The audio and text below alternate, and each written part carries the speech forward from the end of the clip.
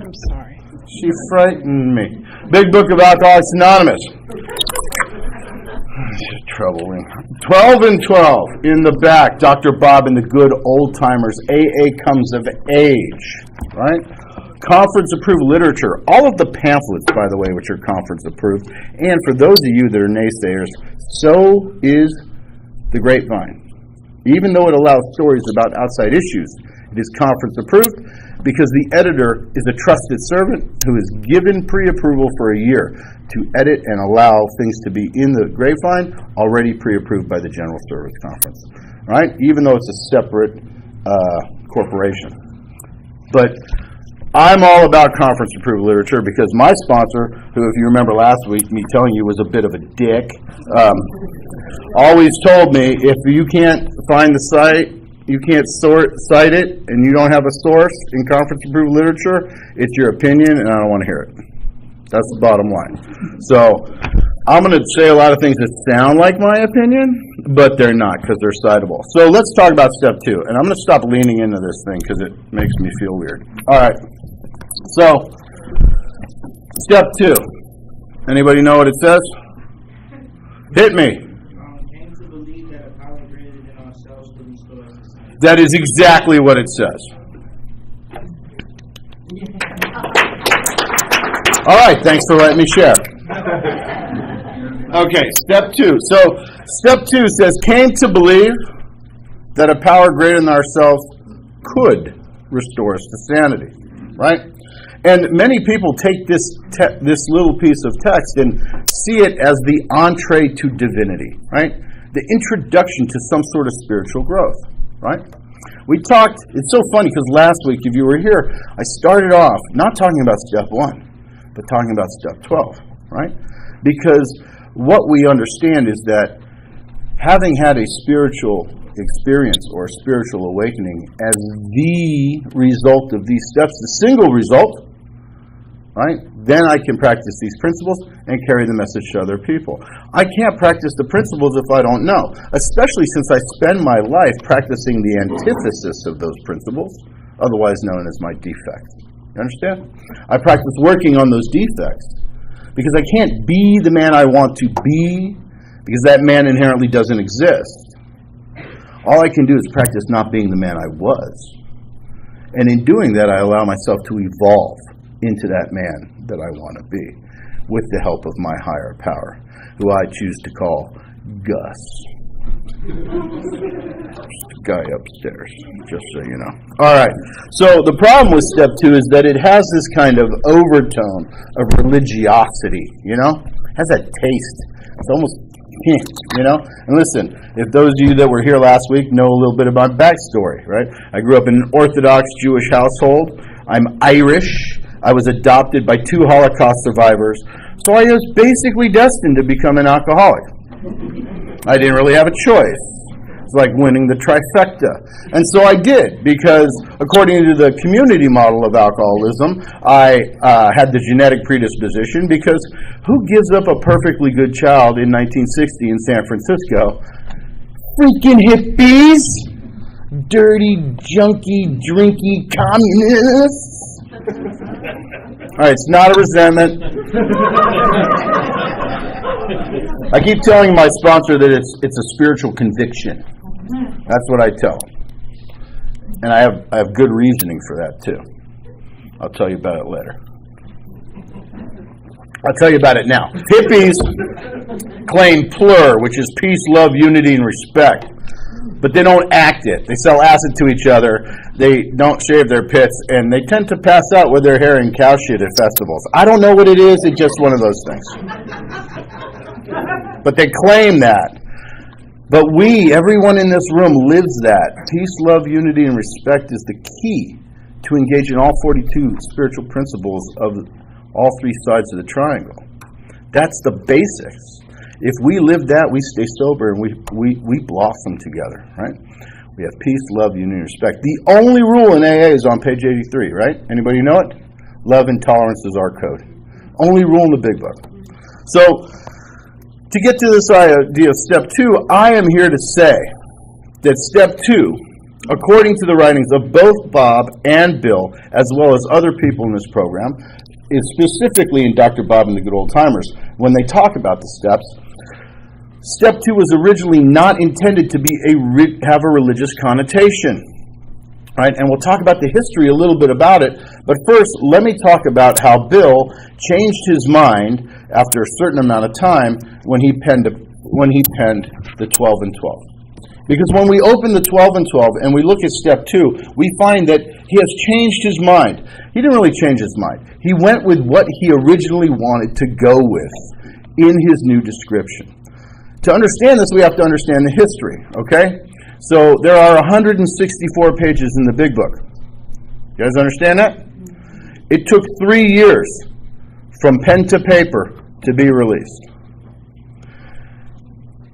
Even someone, how do I put this nicely? Okay, 164 pages in 3 years is 1 page every 5.5 days, right? I could write 1 page every 5.5 days with a traumatic brain injury, 1 eye, 2 broken hands, and being incredibly shit-faced drunk, just like this. And I could write a page in 5 days, right? It's not that it took him that long to write it. It's that when Bill would write them and send them out specifically to Akron, to Cleveland, to Chicago, to the other places that were starting to blossom, there's a lot of feedback. Right? And Bill was a little bit, how do I put this? Stubborn, right? And egoic, right?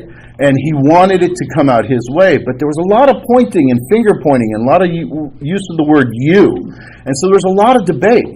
And it took a long time, and they were about to go broke, right? They actually issued shares for the Big Book of Alcoholics Anonymous, if you didn't know that. They were worthless. I think they cost like $0.25 or something.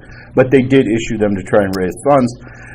And finally, Bill acquiesced. He said, fine, okay, enough already. I will allow all the corrections through chapter 5 if you leave me alone to write the rest of the book. And they finally agreed. So what I'm going to tell you is in a book that's called The Book That Started It All, which is a book of scans of the original text that was typed and handwritten corrections. It's put out by Hazelden. Says specifically in step 2 this. This is the wording. Had faith that God would restore you to sanity. Had faith that God would restore you to sanity. Bill always wanted the second step to be the entree into the religious opening. He wanted to be the opening to God, to the understanding of an idea of God. What we know now is that it's not the way it's written. Step 3 is that, because step 3 is that conscientious bridge into divinity. Whereas step 1 and 2 are inherently theoretical. They're contemplative, right? So the wording was changed. Came to believe that a power greater than ourselves could. And how do we know that that was Bill's desire? Because when he penned the 12 and 12, we see that he really brings this idea of it being the opening or the introduction to God. And he talks about the 3 types of people. So I told you that I won the alcoholic trifecta. I also won the spiritual FU type trifecta. Because in step 2, in the 12 and 12, it describes 3 specific individuals. The intellectual, the one who never knew religion, and the one who knew religion and lost it. I am all 3 of those guys. To quote exactly, my favorite line in the entire 12 and 12 is Bill's description of me, even though I wasn't alive. You ready? How he so relishes the thought that man, risen so majestically from the primordial ooze, is the spearhead of all evolution, and the only God that he should know. Thank you. Thank you. Thank you. This is the problem. I am all those guys. I'm the egomaniac. I'm the self-hating narcissist. I'm the person that doesn't think he's good enough for God to love him. I think I'm at a universal conspiracy that have been pooped on my entire life, and I am the ultimate victim because when I am, I can do whatever I want. You understand? It's beautiful for me to be in that discomfort of victimhood, right? I love that spot. It's warm. It's like I'm living in a vat of poop, right? But it's my poop, right? So it's kind of warm. I'm used to the smell. I know what's going on. The fear is if I step out of mine and I step out, I'm going to step into somebody else's, and that's just gross, right? So I kind of get comfortable with my own foul, as it was, right? And that's the beauty. I get kind of this uncomfortable comfortability being a completely, I don't even know, just broken individual. So, how do we look at step 2? Well, we have to look at it the way it's written, and the way it's published, and the way it has remained sacrosanct since the publishing of the Big Book in 1939. And let's break it down. All right? We'll break it down into 3 specific ideas. The first one is, came to believe. Right? It doesn't say that I had faith. It says I came to believe. In order to understand what belief is, we have to have some discussion. And for me, this is one of the biggest sticking points of getting sober, was the struggle between belief and faith. Right? You guys know that I'm a rabbi. It says it right on that piece of paper on the wall, right there, just to make sure. So if somebody sneezes and I say, bless you, I can do that.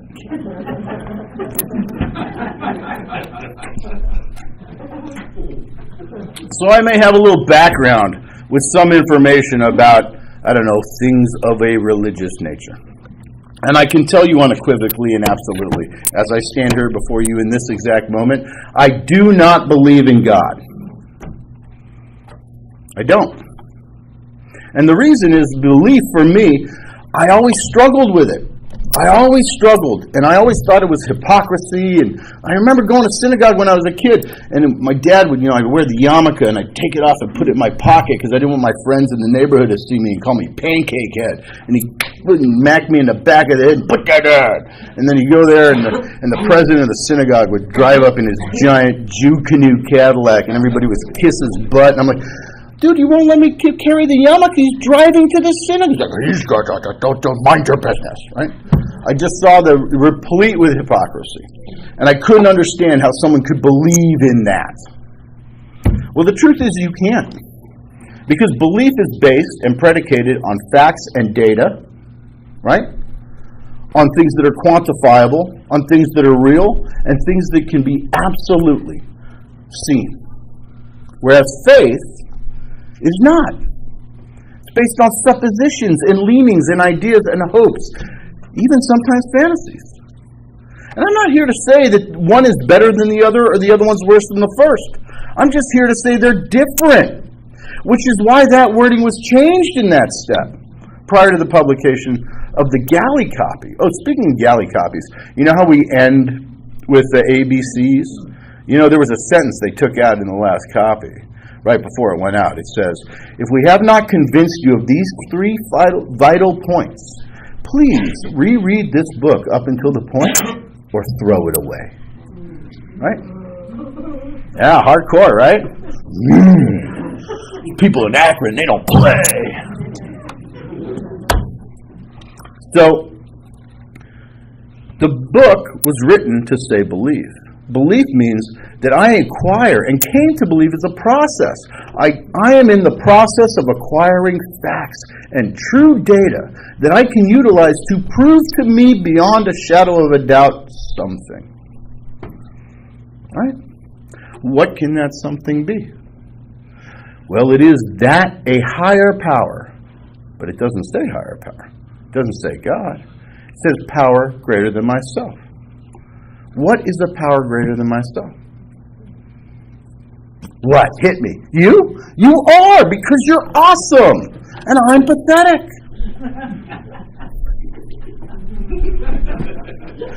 Everybody in this room is a power greater than me, right? I'm going to make you... Didn't work. I was trying to do something, couldn't do it in my head. I can't do it. I can't turn the lights off, can't make this fan go faster with my brain hole. I could turn it up or down, right?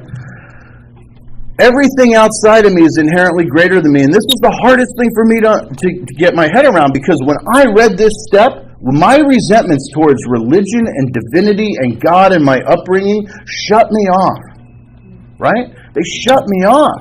I hated my dad when he would do those things. He would do these things, and I'd say, why do we do these? And he would just look at me and say, because it says so. I just wanted to punch him right in the genitals. Because he wouldn't tell me, and I always wanted to know why. And that's why I'm here as an alcoholic, because my searching for why ended me up here. It's always been why. Why is the worst question that any alcoholic and addict can ever have in their vocabulary. Take that shit out of your vocabulary. Why is a circular argument? You never know. Dad, why is the sky blue? Well, because the water's blue. And why is the water blue? Well, because the sky's blue. Just shut up. I don't want to hear that thing. It's a circle. I don't ask why anymore. I ask what, where, when, and how. Because those are solution questions. What do I do? Where do I do it? When do I do it? How do I do it? Don't ask me why, because I don't know, because that is not my wheelhouse. My wheelhouse is do what I'm told, right? That's what my third step is. Do what I'm told. Do what I'm told. Do what I'm told. That's the easy part. So a power greater than me is inherently anything outside of me. And we touched on this last week when we talked about powerlessness. The only time I'm powerless is when I try to control things outside of me. Things outside of me are mathematically superior to me, which means the limited power I possess is going to be ineffective to make and change those things because they are greater than me. And when I try to control them and I fail, I feel powerless. That's the story of my life. I tried to control everything, and I failed at everything, and I felt powerless at everything. And when I was powerless, things were unmanageable because then I surrendered to those things to control me. That's when I was truly powerless. So that means everything outside of me is greater than me. Remember 4th grade math? 8 is greater than 5. It's the alligator. It's greater than. So that means what is a power greater than me? Anything outside of myself. I don't have to run to divinity immediately. This room, there's fans, an air conditioner. I'm in it, not the other way around, because that would be uncomfortable. So it is inherently a power greater than me. The brain power of everyone assembled in this room is far superior to mine. The philosophy of Alcoholics Anonymous, the political society of AA, which is a standalone Voltairean anarchy, is far greater than me. Why? Because these things are suggestions, which means I can't violate them. I can only ignore them. So all my anarchistic rage, I'm not going to do what you tell me. People are like, okay, who cares? You're going to die in the gutter. It doesn't bother us. Whatever. I mean, it'd be nice if you stayed, but whatever. All that angst, nothing. Means nothing. It's greater than me, right? I can't control it. I can open myself to receive power from it. Become empowered and then change my circumstance in regards to it. Remember, I quoted Rumi, who's a 13th century Sufi poet last week, I think. I might have. I don't remember. He says, man's only power is his ability to alter his reaction to circumstances he can't control. That's it. I want to get power because I'm tired of letting things control me. And the way I do that and have them stop controlling me is I stop trying to control them. It's kind of that simple. And so powers greater than me are anything outside of myself that I can utilize. What's up, brother? Anything I can utilize to empower myself to have better information, better ability, better knowledge, better practice, anything better to react to my circumstance. So, I'm in the process, right? Came to believe. The process of acquiring facts that I can receive power from outside sources, and if I do something, it could do something. Could requires a transactional analysis. It's a contract. You do this, this could happen. You don't do this, this sure shit isn't happening. Right? It's kind of basic. And this is my favorite part about the steps, and I couldn't stand this because it made me crazy until my sponsor, who is an asshole, but a lovely man at the same time, Explain it to me. If I say that I am in the process of the acquisition of facts, that an outside source, a power greater than myself, with the right effort can restore me to sanity, what am I saying about my current state of mental health? What did you say? That's good. Is that what it says overtly? No, it's not. Shame on you. That is not an overt statement. Pshaw. It is the implication, absolutely. The overt statement is not that I'm insane. The overt statement is that I can be restored to sanity. Who here likes cars? Shows a who's a hot rod guy? Hot rod guy. You look like a 67 Chevelle SS guy to me. Camaro. Look, I could tell he's a bow tie guy. I knew it right from the gate, okay? It's that whole Patriots shirt thing. I don't know. All right, so you find a 67 SS Camaro in a junkyard in Jersey. Yeah, well, the whole town, the whole state's a junkyard. Just, I mean, look. You know. So you find one, and you restore it, right? You do a ground-up restoration. What condition do you take that back to? What condition? If you do a restoration on that car, what condition do you take that back to? Factory. Original. It's original, authentic state of being. The step says that I was originally sane. This is not so easy to do. When I first got sober, listen, I'm a damaged individual. I am damaged. And through no fault of other people, they helped contribute to my damage because they didn't know. Listen, we were talking last week, and I shared something. The very first time I went to the penitentiary in California, my parents sat Shiva for me. I shit you not. They covered the mirrors. They sat on the ground. They mourned me.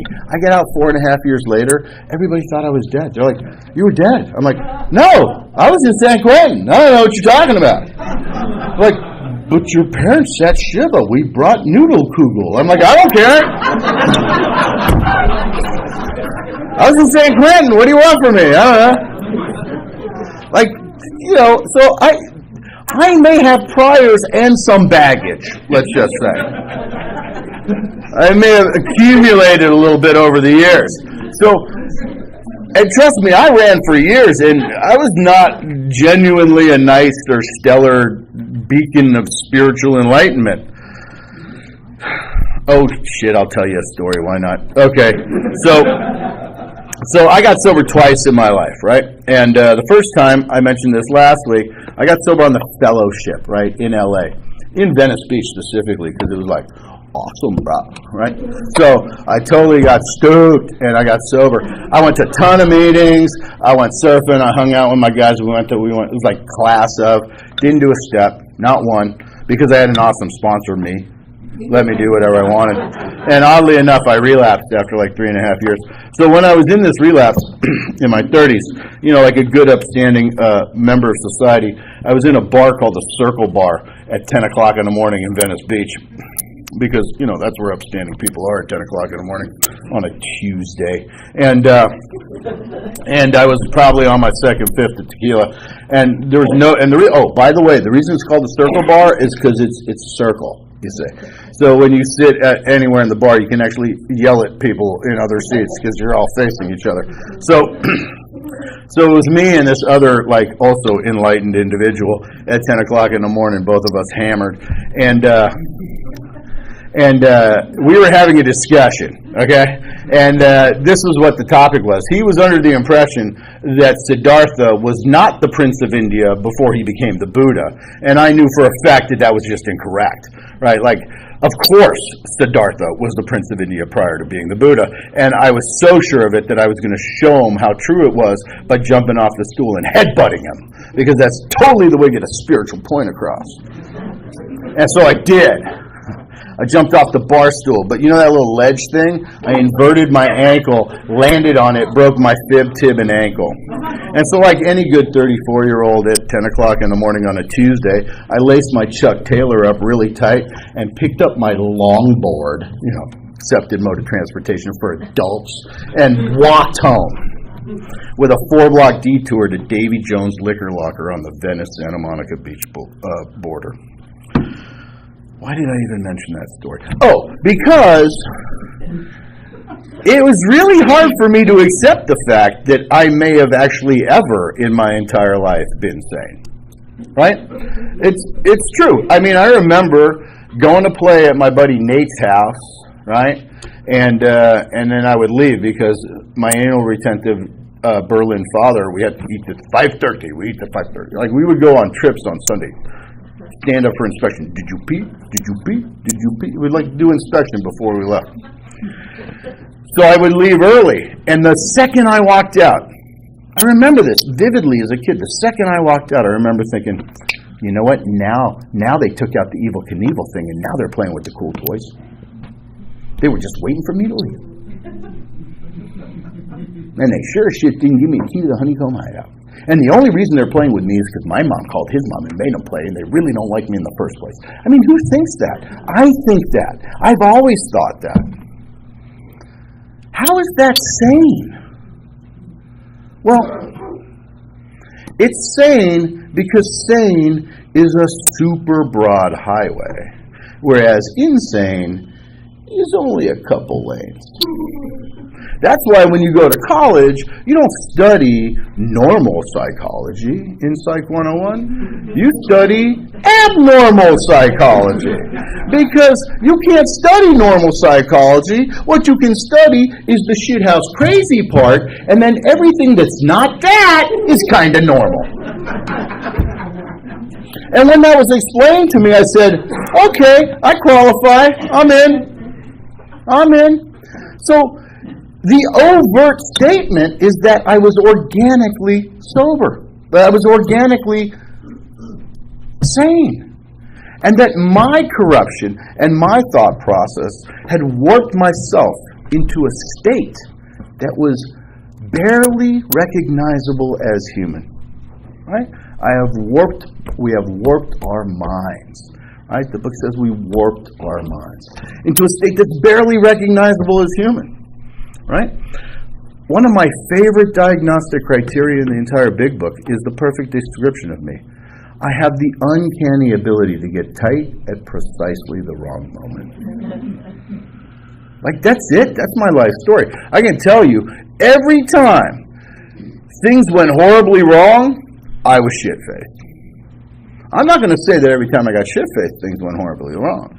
But guarantee it that every time something went wrong, I was hammered. Right? And last week I mentioned that I was still alcoholic, unlike Fitzmayo, who went flying out of bed at Towns Hospital because he was taking belladonna and opium treatments. And just trust me, you eat that, you will see Jesus. Right? I didn't have that. I wish I did, but I didn't.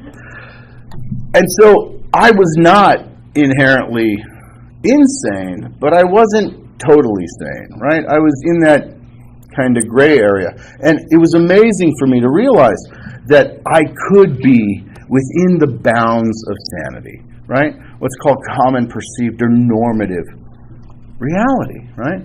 I mean, it's the reality. Granted, I can sit and esoterically talk about how this ball-peen hammer in my hand is 0.002% mass and the rest is particle and space and really has no true mass to it. But if I smash myself in the head with it, I'm going to get a TBI regardless of any quantum physics, right? I'm just going to be, it's not going to work.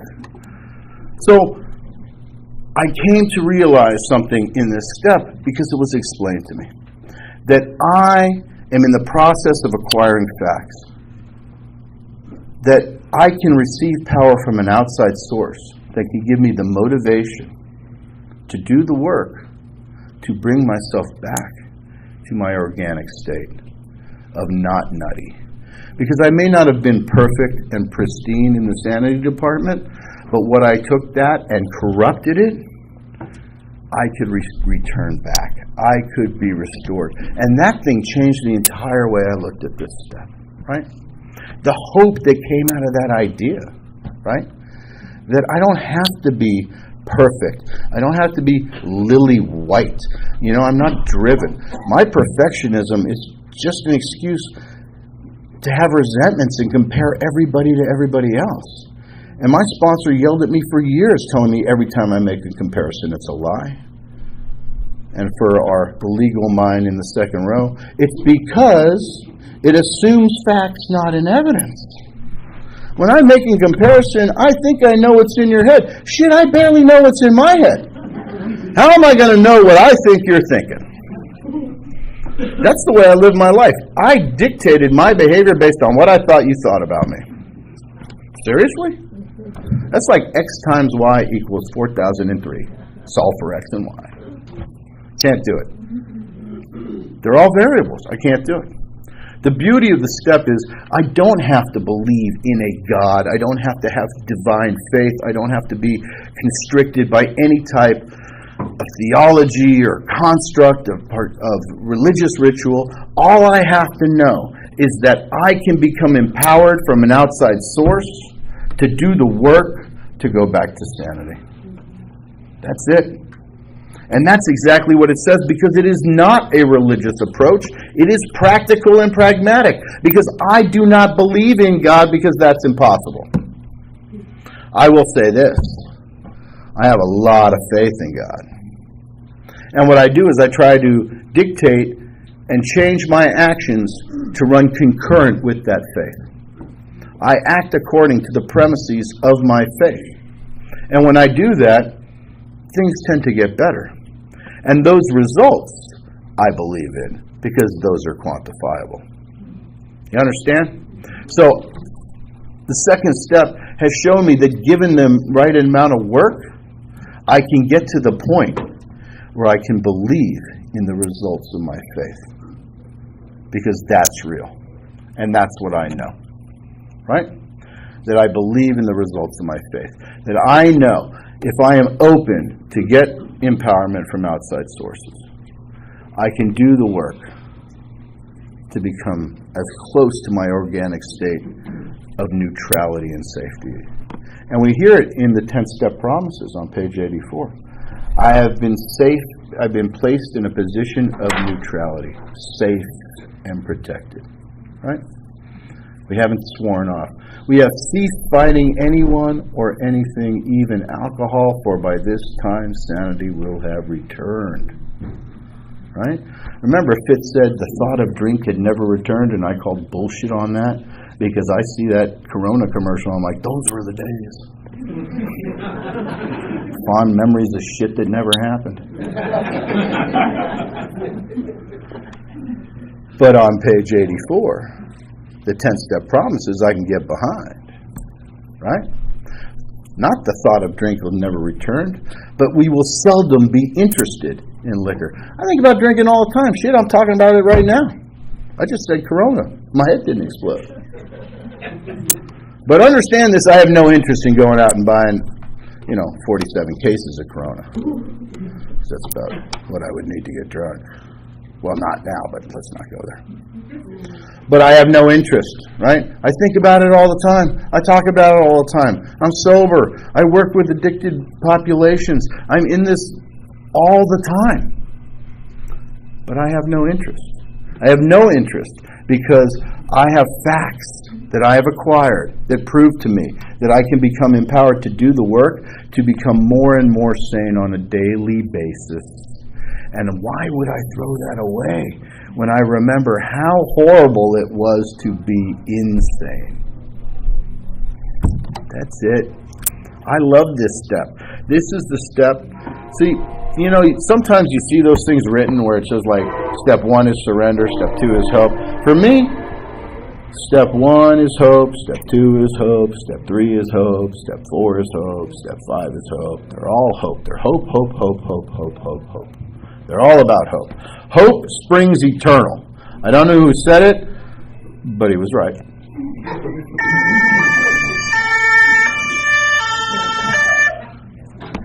The British police are chasing me.